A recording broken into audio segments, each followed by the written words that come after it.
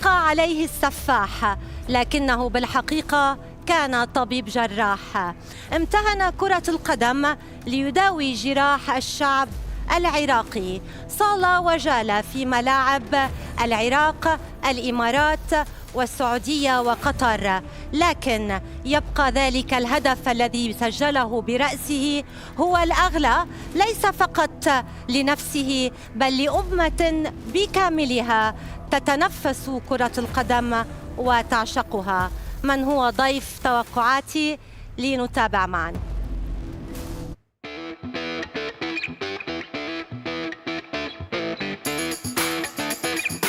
نجح يونس محمود في جمع المجد من أطرافه محليا ودوليا بعد أن تألق في مسيرته مع المنتخب والأندية التي لعب لها.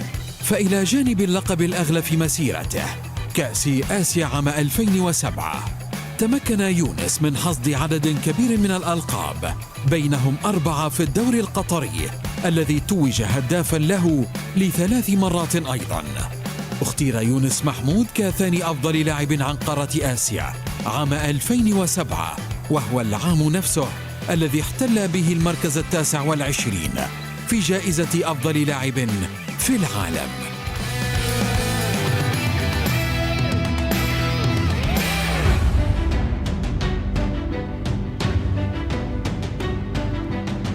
يونس محمود أسطورة الكرة العراقية والعربية والخليجية وسفير اللجنة العليا للمشاريع والإرث، أهلا بك إلى توقعاتي في موسمه الثالث. أهلا وسهلا بيش مريانة. يونس، بعد إنجازات جماعية وفردية، هل تندم على عدم المشاركة في كأس العالم؟ 100%. يعني ما حالفنا الحظ كثير، حاولنا في وقتها لكن كان التخطيط غير صحيح وما كنا نصل، مع العلم كنا فريق على مستوى عالي. هل شعرت يوما ما بأن المنتخب كان قريبا جدا من التأهل ثم خاب أملك؟ نعم، بعد كاس آسيا كان عندنا اعتقد تصفيات 2010 اعتقد، كنا قريبين المباراة اللي خسرناها مع منتخب قطر اللي كانت بالإمارات، يعني كان ممكن ذيك نصعد بها. يونس، ألم يحن الوقت وأخيرا لرؤية العراق في مونديال، وماذا ينقصهم بصراحة؟ أتمنى نعم. منك جواب ليس بدبلوماسي. لا، الآن بما أني في مركز القرار في الرياضة العراقية في اتحاد كرة القدم، الآن لدينا تخطيط ل 26 أنه المنتخب العراقي إن شاء الله يكون بكأس العالم. بدنا نخطط نشوف كل الأخطاء اللي رافقتنا في السنين الماضية، إن شاء الله راح نشيلها هاي المرة حتى نقدر نصعد المنتخب العراقي لكأس العالم. يونس، هذا الموسم الثالث لك بتوقعاتي، بتمنى أنه تكون اكتسبت خبرة وهالمرة تكون توقعاتك منطقية. إن شاء الله دائما منطقية، يعني حلقة لكن هي مليونية، بس حلقة مليونية منطقية. إن شاء الله نكون منطقيين، يعني لأن ما موجود المنتخب العراقي إذا يونس، 8 مجموعات في هذا المونديال، مشاركة 32 منتخب من أفضل منتخبات العالم. جاهز لنبدأ التوقعات؟ يلا توكل. المجموعة الأولى قطر، إكوادور، سنغال، هولندا. من تقصي ومن تؤهل؟ والله أعتقد البلد المضيف يعني قطر ممكن يعني يكون مجاملة، لكن أعتقد هم اشتغلوا كثير على هذا المنتخب، وصلوا لهذه المرحلة كأس العالم. أكيد هناك الطموح، أيضا لديهم نخبة من اللاعبين ممكن داخل أرضهم وهم منظمين كأس العالم. ممكن نروح في الصدارة مين؟ الإكوادور. إكوادور. أتوقع الإكوادور يكون بالصدارة، وبعدها توقع شوي استبعدت بطل افريقيا السنغال، واستبعدت كذلك هولندا، يعني احنا لانه عارفه حتأهل قطر، عارفه لا، احنا نروح الاكوادور لان متمرسين بكاس العالم، يعني لديهم لعيبه جيده، تقريبا مقارب على اللعب الافريقي، اللعب التاف اللي نقول عليه احنا. قطر ممكن يكون لها الحظوه انها داخل اراضيها وملاعبها وامام جماهيرها، ايضا يكون لها حظوه، فنروح معاهم اثنينهم. قطر. السنغال الكل يعرف انه الكرة الافريقية قريبة على الكرة الاسيوية. احنا دائما ممكن نكون يعني مهارين اكثر من الفرق ذولاك، ممكن هذا يفيدهم خاصة انه موجود في قطر. الكل يعرف المعز. مين الثاني؟ قطر. إذا بتضلك على هالنسق رح تجيب العيد من دور المجموعات. لا إن شاء الله. على مسؤوليتك. إكوادور في الصدارة، قطر في مركز الوصافة. الآن بطلة العالم عام 1966 تواجه إيران، كارلوس كيروش، أمريكا ومنتخب الويلزي. من يغادر ومن يواصل؟ على مسؤوليتك يونس. مجموعة صعبة، لكن انجلترا يعني اعتقد فريق متطور، الكل يعرف من اقوى الدوريات بالعالم، لديها لاعبين على مستوى عالي.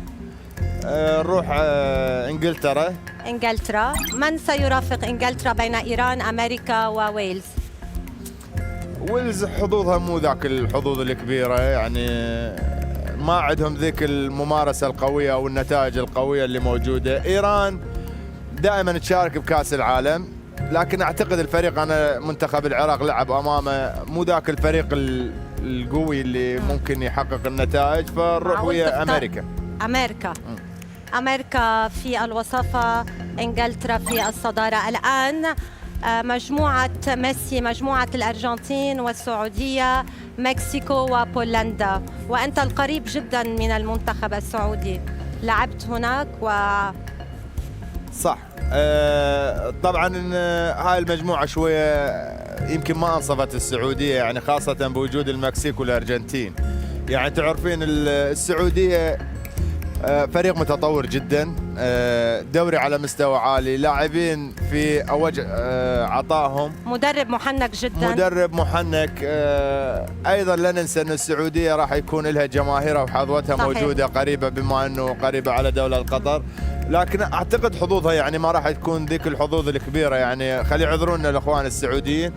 حيزعلوا منك. عندك الارجنتين متمرسه، والارجنتين تبحث عن كاس العالم ودائما تكون هي من الفرق اللي. طيب الارجنتين في الصداره. وكمان استبعد السعوديه، مع انه يعني هيدا قرارك بالنهايه. بين المكسيك وبولندا، ليفاندوفسكي، من يتاهل؟ انا اعتقد يعني الله يكون بالعون، يعني صراحة السعودية، المكسيك، بولندا صراحة صعب التوقع بها. يعني أنا أقول لك المكسيك فريق قوي، فريق مقاتل، فريق يلعب جماعي دائما، ما تلاقين، نادرا تلاقين عنده نجوم يلعب بالجماعية. السعودية عندها الأرض أيضا مثل قطر، عندها الأرض لأن راح يكون لها حظوة من الجماهير. طيب. تكون موجود. والمنتخب المتأهل؟ والله صعبة. بدك تأهل شو؟ بنوقف عند هالمجموعة؟ أنا محلك بأهل السعودية. راح أروح ويا السعودية، لأن تعرفين بلد عربي، وأتمنى يعني أمنيتي، لكن الحظوة قريبة بين طيب مين؟ نروح مع السعودية. كل هاللفة والدورة ويخشي بترجع بتروح مع السعودية؟ يعني مو السعودية ممكن لاعبينهم في يعني يقدمون مستويات رائعة، ممكن طيب. مع وجود الجماهير والأرض، تعرفين أنت الجو أيضا يختلف عن للمكسيكيين والبولنديين، عكس السعودية هم متعودين على أجواء. نروح مع السعودية وإن شاء الله نتمنى السعودية أيضا تأهل. فرنسا، أستراليا، دنمارك والمنتخب التونسي. الفرق العربية يأذون طبعا فرنسا أكيد بطلة كأس العالم. بين أستراليا، دنمارك وتونس. استراليا أوكي، ممكن دنمارك أيضا فريق قوي. أروح مع تونس. توقع القلب؟ لا مو بس القلب، مو بس العاطفة، الفرصة اللي أعطتها قطر للدول العربية أنه كأس العالم صار في منطقة عربية، فدائما خلينا نكون منصفين أنه الجماهير راح تكون بالأكثرية للدول، يعني حظوة الدول الفرق العربية راح تكون جماهير أكثر إلها إذا كانت من القطريين أو من الدول العربية القريبة، بما أنه كأس العالم في قطر، فأعتقد راح يكون لهم دعم كبير بهذا الاتجاه. نتمنى تونس أيضا تتأهل ثاني. المجموعة الخامسة، إسبانيا، كوستاريكا، ألمانيا واليابان. صعبة إسبانيا، يعني ما حد يقدر يقول أكيد إسبانيا تكون موجودة. مش ألمانيا مثلا؟ لا إسبانيا تتصدر. أوكي إسبانيا تتصدر. نروح مع ألمانيا. ألمانيا. توقع منطقي. الآن بلجيكا مع كندا والمنتخب المغربي والمنتخب الكرواتي. مجموعة صعبة جدا للمنتخب المغربي. قلت لك المنتخبات العربية شوية يعني، خاصة مجموعة السعودية ومجموعتهم، يعني حتى مجموعة تونس ممكن بها مجال بس تعبر. شفنا المنتخب المغربي بنسخة روسيا قدم مباريات رائعة، يقدم. وكان في مجموعة تضم البرتغال، إسبانيا وإيران. صح. يعني احنا ما نعرف الظروف اللي راح يكون بها المنتخبات، تعرفين في كل في كل بطولة لها ظروفها ولها وضعها. صعبة يعني. نروح مع كرواتيا. في الصدارة أكيد. اروح مع كرواتيا كرواتيا في الصدارة بين بلجيكا، كندا وأسود الأطلس. بلجيكا فريق صعب صراحة، صعب دائما يعني، هو ونجومه اللي موجودين، يعني راح تكون صعبة على المغرب راح تصير عليهم. المغرب كمان عنده النجوم محترفين بالدوريات أعرف، الأوروبية. بس أروح مع بلجيكا. بلجيكا. يعذرونا المغاربة يعني. بلجيكا مجموعتهم صعبة جدا. في الوصافة مغرب وكندا يودعان المونديال من دور المجموعات. الآن مجموعة البرازيل والتي تضم كذلك صربيا، سويسرا والكاميرون. برازيل يعني منتهي برازيل على السريع. الصراع على الوصافة، من تختار؟ كاميرون. كأس العالم متمرسين بيها يعني للأمانة. كرمال بس هم ما زميلك يصعدون سامويل إيتو تعاطف مع رئيس الاتحاد. يعني هو زميلي من ضمن السفراء، وتكلمنا بهذا الموضوع ايضا على المنتخب مالهم، ما اعتقد يجهزوه جيد. اروح وياهم ما يخالف. إذا الكاميرون في الوصافة. الآن البرتغال بقيادة كريستيانو رونالدو تواجه غانا، أورجواي وكوريا الجنوبية. البرتغال صعبة يعني، خاصة بعد كبر رونالدو بالعمر وقل عطائه. هيك برأيك أنت؟ طبعا هو نجم، دائما النجم له مكانته بالفريق بين اللاعبين، لكن ايضا هناك لاعبين موجودين. اوكي نروح برتغال في الصدارة يعبر. اوكي. غانا مع سواريز وكافاني. منتخب غانا بقيادة أندري أيو وكوريا الجنوبية. غانا فريق جيد، وكوريا اعتقد حظوظها راح تكون مو قويه يعني بوجود غانا والبرتغال. بسرعه يونس، عم تاخذ وقت. نروح مع غانا. غانا في وصافه هذه المجموعه. يونس، قبل ما نواصل التوقعات، كان مدربكم السابق البرازيلي فييرا دائما ما يؤمن أن أي مباراة تقام دائما بين 11 لاعب ضد 11 لاعب وليس بين أسماء. كم أثر هذا الأمر إيجابيا عليكم للفوز بكأس آسيا؟ اي طبعا اكيد، احنا دائما نقولها مثلا نلعب امام فرق كبيره انه 11 لاعب امام 11 لاعب، تبقى الامور الجماعيه بين ال 11 لاعب وال 11 لاعب والامور الفرديه، لان هي نوعين. الامور الجماعيه اذا كنت جماعيا جيد وفرديا خاصه احنا نقول الشخص امام شخص تكون الغلبه، حتى لو كانت الغلبه يعني فارق ضئيل، اعتقد تقدر تجاري المباراه وتصل للي تريده انت، التعادل او ممكن تفوز بالمباراه. دائما نحفزها للاعبين. نعم المدرب عنده هاي المقوله صحيحه، وانا اتذكر نفس الكلام كابتن بورا اللي في كاس القارات اللي بافريقيا من واجهنا كوريا عفوا اسبانيا، كانت في قمة عطائها، أيضا كان يقول لنا هذا الكلام إنه لازم تلعبون شخص أمام شخص وتكونوا بلعب رجولي، وفعلا يعني حتى خسرنا المباراة 1-0 لكن قدمنا مباراة، فدائما نعطيها للاعبين حتى نحفزهم إنه يقدم كل ما لديه. يونس، من هو المدرب الأنسب لقيادة الكرة العراقية في الوقت الحالي بدون مجاملة؟ والله صعبة، لأن تعرفين الوضع بالعراق صعب، لأن احنا اللاعبين ما نقدر نوفرهم في أي وقت، لأن تعرفين أندية والتزامات الأندية، وعندنا لاعبين أيضا محترفين خارج العراق في أوروبا وفي دول الخليج. هذا دا يأثر نوعا ما على هذا، لكن أعتقد الآن في إطار استحصال على مدرب يناسب الكرة العراقية، إذا كان أجنبي أو كان عربي. أما بالأمور الباقية راح أعتقد أكثر طب شيء. إذا كان الأمر إلك، مين بتختار؟ مين بتحب يدرب العراق؟ بورا لديه فكر كبير. أوكي. لديه موسوعة، وأنا طرحته على الاتحاد في وقتها، لكن ما كان هناك قبول بهذا الموضوع، أو يعني أنه قالوا أنه كبير بالعمر. لكن أنا ما دائما رؤيتي ان انا ما احتاج مدرب انه يدربني داخل الملعب اكثر ما يكون عنده فكر يطبقه. نعم. نواصل التوقعات يونس. نبدأ بإكوادور وأمريكا. إكوادور. أرجنتين في مواجهة تونس. يوسف مساكني. ميسي يوسف مساكني. يوسف المساكني قدم مستوى رائع جدا، يعني الحمد لله بعد الإصابة مالته احنا قلنا يعني انه ممكن راح يتراجع، لكن تقدم. لكن اعذرنا يوسف، راح نرجعك للدوري القطري، راح نروح مع الأرجنتين. يرجع دغري. شو اقول لميسي؟ الآن ألمانيا و إسبانيا بلجيكا. إسبانيا بلجيكا راح تكون مباراة قمة أوروبية، ممكن نهائي مبكر نقدر نقول صحيح. عليه. نروح مع الإسبان. تروح مع الإسبان.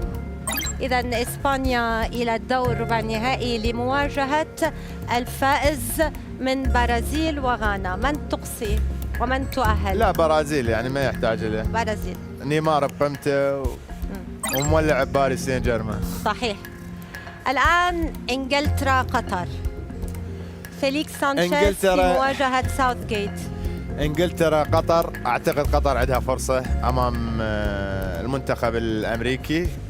أمريكي. ركز. إنجلترا هاي مش أمريكا. إنجلترا. شو أنت صابتك كورونا يونس؟ لا الحمد لله.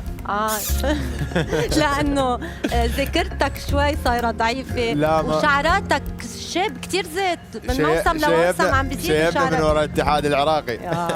العمل مجهد. صح. انجلترا قطر، نروح مع انجلترا.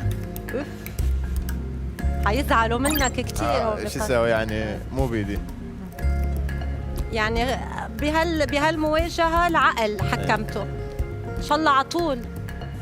ننتقل فرنسا السعودية. يعذرونا السعودية وقطر، يعني بعد وصلناهم للدور ال 16. كتر خيرك يعني وصل. حظهم غير، وقعوا ويا انجلترا وفرنسا. فرنسا. الآن المنتخب الكرواتي في مواجهة ألمانيا. شو سريع، ما شاء الله. ألمانيا مكنة، يعني احنا الكل يعرف الألمان هم مثل المكنة، يعني يلعبون. اوكي، ماكينة. اوكي، بس يعني بتتذكر خيبة روسيا وخروجهم من الدور الأول. قادرين يرجعوا على الواجهة العالمية؟ يرجعوا بقوة. الآن المنتخب البرتغالي والمنتخب الكاميروني.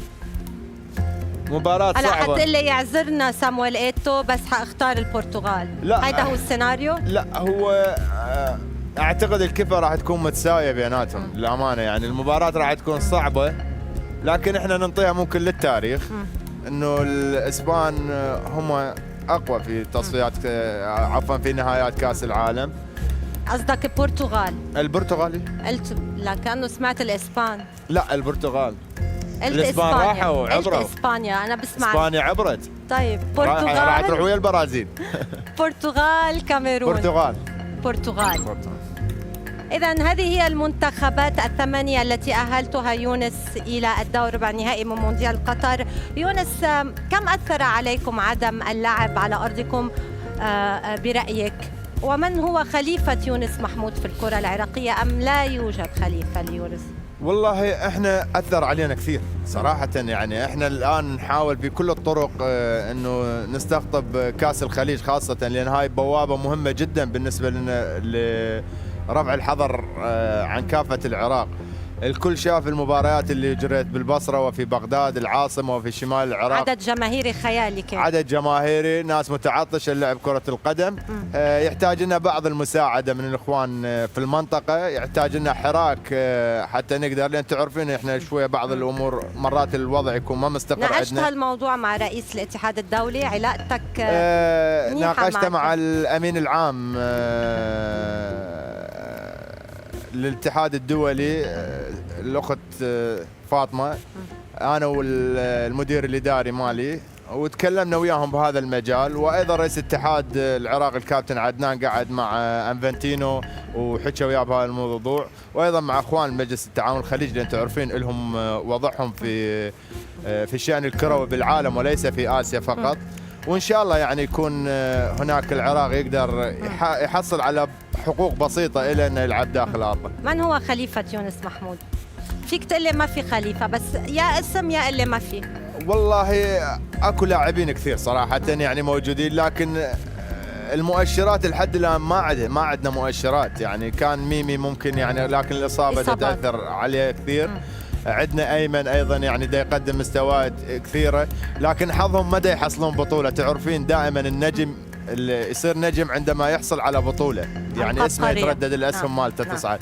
نتمنى إن شاء الله. هل ظلم السفاح نفسه بعدم الاحتراف في أوروبا؟ أكيد. تندم على هالشيء؟ ندمت كثير، لأن في وقتها احنا ما كان عندنا لاعب خارج القوقعة مالتنا اللي هي دول مجلس التعاون الخليج وغرب آسيا. لو في هذه الفترة لا كنت من زمان رحت أوروبا. نواصل التوقعات يونس. أهم شيء أغلب ماجد الخليفي. أهم شيء أفوز على ماجد بالتوقعات. تفوز على ماجد؟ إي يعني أصل قبله. مش حغششه لماجد. لا تغش. الآن إكوادور أرجنتين. أرجنتين في الدور النصف النهائي. إسبانيا البرازيل. الكرة الأوروبية في مواجهة الكرة اللاتينية.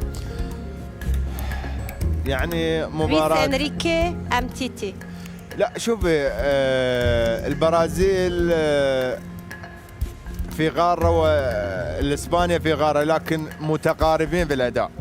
يعني الفريقين يحبون المهارة والهجوم واللعب السريع.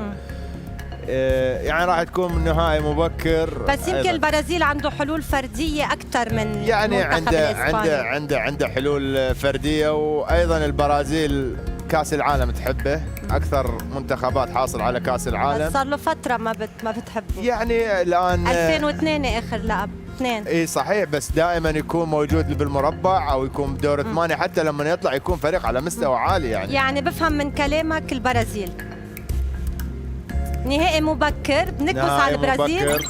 خلص البرازيل. برازيل أرجنتين في النصف النهائي. الآن إنجلترا فرنسا. ليه لحظة قبل ما نحط فرنسا، بعدك كنت عم تحكي انه الدوري الانجليزي اقوى بكثير من الدوري الفرنسي. اقوى دوري انجليزي موجود، لكن الفرنسيين كافراد كوكبة النجوم الموجودة. كوكبة النجوم. يعني لو تجين على المنتخب الفرنسي تلاقين كذا لاعب هم نجوم في الانديه الانجليزيه. فلهذا اروح مع فرنسا في اوج عطائها، لديها مدرب محنك، لديها لاعبين يعني وصلوا لمرحله النضوج 100%.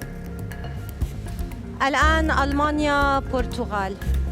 ألمانيا ما يحتاج إلى يعني أروح ألمانيا، لأن ألمانيا دائما الجماعية عندهم. إذن هذا هو المشهد يونس على مسؤوليتك. منتخبان أوروبيان بصفوا بعضهم، وكذلك منتخبان من أمريكا اللاتينية. البرازيل الأرجنتين نهائي مبكر لمونديال قطر. احنا بالعراقي عندنا القطعة الفلوس اللي يسمونها درهم هيك او ربع، الحديدة اللي هي الاموال القديمة اللي يعني قصدك طرنا، يعني بدك تسوي طرة كذبة بيهم. من وين بدنا نجيب لك الكوين هلا؟ شلون اتوقعهم ذولا؟ يعني اثنينهم صعب حتى التوقع بيناتهم صعب. ميسي ام نيمار؟ هلا مين لازم تنصف الكرة بصراحة؟ هو لا تنصف الكرة لازم انت تعطي التأهل مريان المشكله يعني يوم تجين الارجنتين يغلب البرازيل 4 أو 5 وثاني يوم البرازيل تغلبه 4-5 فهم يعني جزئيات بسيطه تغير مباراه كامله. طب انت على المستوى الشخصي مين بتفضل قبل ما تختار ميسي ولا نيمار؟ مين بتحب تشوف حامل لقب كأس العالم؟ مين بيستاهل يحمل كأس برازيل العالم؟ بما اني انا من صغير اشجع البرازيل اريد اروح ويا البرازيل. انت عيب من احنا صغار. انت يعني فريقك المفضل. اي عالميا البرازيل احنا بالعراق تقريبا 90% يعني منتخبنا اللي نحبه عالميا هو البرازيل. خلص راحت. روح ويا نيمار. ميسي خارج مونديال قطر. اعذرنا ابو تياغو. جمهوره زي يزعلون علينا. انا زعلت، انا اول وحده اللي زعلت. انا من عشاق ميسي والارجنتين. مو انا المشكله احنا نحب البرازيل. اعذرينا يعني اتوقع يعني. طيب خلص انت مسؤول. تعرف شو على هالحاله ان شاء الله ولا توقع يصير. لا ان شاء الله كلنا نتخيل. ومجد خليفي يربحك. لا وين محمد.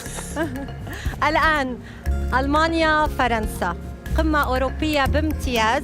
هل برايك فليك باستطاعته أن يعيد هيبة الكرة الألمانية أم لديديه ديشان كلمة أخرى؟ فرنسا ما بيها مجال. ما فيها مجال. فرنسا مولعة منتخب يعني حتى إذا يخسر يعني بصعوبة يعني ما حد يتوقعها. فنروح مع فرنسا. النهائي هيدا اللي اخترته انت، بشو بيذكرك هيدا النهائي لشوف اذا ذاكرتك مضروبه ولا بعدها مزبوطه؟ قبل ما تختار لما بتشوف برازيل فرنسا شو بتتذكر؟ اي نهائي مونديالي؟ عم بختبرك بالمعلومات الرياضيه يونس. يعني قل لي اي نهائي، اي متى لعبوا البرازيل وفرنسا باي نهائي؟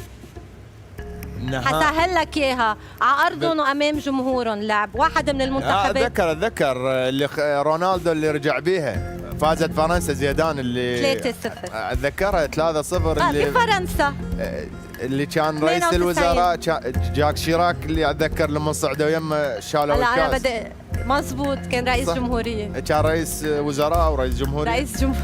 رئيس جمهوريه واتذكر صعدوا بذيك المباراه كانت مشهوره ذيك. زيدان كان بطلها يعني الكل يعرف بيها الرئيسيه مالته. قبل ما نعرف هويه الفائز يونس، ما هي الذكرى الأجمل للسفاح غير كأس آسيا؟ من يا ناحية يعني الناحية الرياضية والشخصية. الرياضية شو بدي بالشخصية؟ الرياضية طبعا هي كثير من المناسبات موجودة. أعطيني وحدة. غير كأس آسيا. كأس ولي العهد اللي أخذته مع الخور تاريخي بالنسبة لهم وكانت أفراحهم شفتها بعيون الجماهير أهل الخور. ذيك أول موسم إلي في قطر فكانت لها رد فعل ولحد الآن الناس يعني تشكرنا على ذاك الوقت والجهد اللي بذلناه. أعتقد كان له دور كبير رغم أني حصلت كثير من البطولات مع الأندية الباقية لكن الخور كان له مساحته الخاصة. من هو اللاعب الأقرب لقلب يونس محمود من جيلك؟ لاعب من جيلك كنت الأقرب له يعني من العراقيين؟ ايه لاعب انت ومين كنتوا كتير قراب يعني؟ والله انا معروف علي من النوع المتكتم دائما يعني خف علي احب اكون يعني اخذ خصوصياتي خاصه طيب. بي لكن كمجموعه لا الكل اصدقائي واخواني لكن الاقرب لي كان سامر سعيد لان حكم العلاقه اللي بيناتنا وكان هو قريب علي من نكون بالمنتخبات يعني الكل يعرف علاقتي به. طيب يونس، فرنسا من أجل النجمة الثالثة والبرازيل من أجل النجمة السادسة ومواصلة تحقيم الأرقام القياسية، من سيختار؟ هل القلب هو من سيختار البرازيل أم ستختار فرنسا؟ طبعا هي مباراة صعبة لكن أنا أروح مع يعني أنا برأيي إذا البرازيل وصلوا للنهائي مش رح يفرطوا فيه يعني فرنسا أيضا يعني كمان لا تنسين الفرنسيين خاصة هم قريبين على دولة قطر دائما يكونون متواجدين هنا ومعسكراتهم تكون هنا اللاعبين باريس سان جيرمان دائما يكونون مارسيليا يجون هنا يعني مش بعيد عليهم الوضع عكس البرازيليين، يعني ما نادرا تلاقينهم هنا موجودين. طيب اروح مع فرنسا لين طوني شنقل. لحظة جاوبني هيك. طوني شنقل. فريقك المفضل البرازيل؟ يعني فرنسا صعب صراحة، يعني الفرنسيين يعني حاليا أي بطولة يدخلوها هم مرشح أول. يعني قبل تذكرين أنت قبل 5 سنوات كانت إسبانيا مسيطرة على البطولات الأوروبية وكأس العالم، كانت دائما تكون بالنهائي أو تاخذ النهائي. الآن ما معقول مثلا فرنسا تطلع من دور المجموعات، مثلا ألمانيا كانت بطل العالم وبالنسخة الموالية للمونديال طلعت من الدور الأول. يعني في بعض الناس بيقولوا أنا أنطيك إياها كرياضي. ألمانيا صار تغييرات، يعني بعض النجوم تركوا الفراغ اللي موجود، عكس فرنسا الآن النجوم برزوا. يعني الآن مبابي يعني ايش قد عمره؟ بالعشرين. كريم بنزيما في أوج عطاءه رغم الخبرة اللي موجودة. كثير من اللاعبين اللي موجودين في قمة عطائهم، والآن المجموعة احنا دائما نقول المجموعة اكتملت. دائما من تسوي فريق تحتاج النقوصات تكمل، هم اكتملوا. خلاص جاوبني هيك. فرنسا. إذا فرنسا حتى نحتفل بالشانزليزيه نروح وياهم. تروح تحتفل وين؟ بالشانزليزيه. تروح على الشانزليزيه. إذا فرنسا بطلة لمونديال قطر على حساب المنتخب البرازيلي. هذا هو. ان شاء الله يوفقني بالتوقعات. ان شاء الله. يعني ثالثة ثابتة خلص. إذا ما توفقت بالتوقعات راح تطردوني. لا مش عم نطردك. بس نحن أنت ولا مرة تأهلت لمونديال، نحن صرنا مأهلينك ل3 مواسم من توقعاتك. رغم خيبة الموسم الأول أهلناك للموسم الثاني، رغم خيبة الموسم الثاني هلا موجود ثالثة ثابتة يونس. يعني أنتم بكاس آسيا شافي جاملتوه وصلتوه للنهاية. جاملناه صاب التوقعات. يعني ما كان التوقع كان صعب. كانت قطر أمامها العراق في مجموعتها كانت صعبة، وكان في نصف النهائي أعتقد مع اليابان أيضا كان طريقها صعب، لكن القطريين أدوا مباريات على مستوى رائع واستحقوا أن يحصلوا على البطولة اللي حصلوا عليها. يعني توقعات دائما. خلينا بالحاضر إن شاء الله. من هو أفضل لاعب عبر التاريخ يونس؟ أعطيني اسم قبل ما نختم. لا احنا ما نختلف عليه، كنا افضل لاعب بيليه. افضل لاعب بالعالم بالوقت الحالي كريم بنزيما. يونس محمود أسطورة الكرة العراقية والعربية وسفير اللجنة العليا للمشاريع والإرث، شكرا جزيلا لك على حضورك لبرنامج توقعاتي للمرة الثالثة. الرابعة إن شاء الله تصيب. هم يقولوا 3 احنا الرابعة. نكسر القاعدة. شكرا لك مريان. شكرا جزيلا.